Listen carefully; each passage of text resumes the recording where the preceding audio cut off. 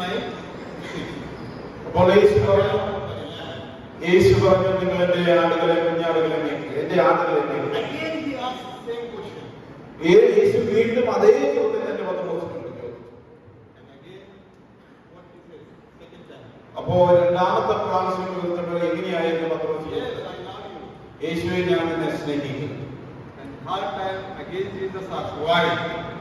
മൂന്നാമത്തെ പ്രാവശ്യം യേശു വീണ്ടും ചോദിച്ചു നീ എന്നെ സ്നേഹിക്കുന്നു.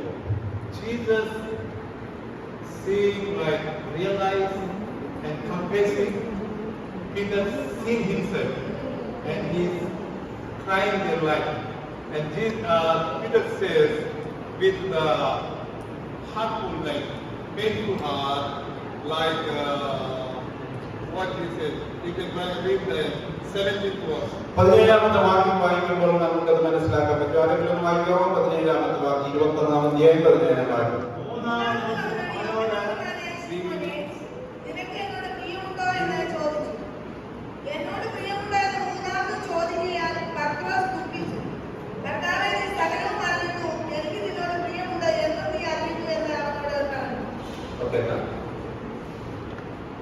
He says that, finally Peter says, you know everything. അവസാനം യേശു പറഞ്ഞു യേശുവേ നീ എല്ലാം അറിഞ്ഞു. You know what I have in mind. എന്റെ ഉള്ളിലുള്ളത് എന്താണ് നീ അറിഞ്ഞു. Jesus, I did many mistakes. യേശുവേ ഞാൻ അനേകം തെറ്റുകൾ ചെയ്തു. And still you are loving us. എന്നിട്ടും നീ എന്നെ സ്നേഹിക്കുന്നു. Still you are looking for us.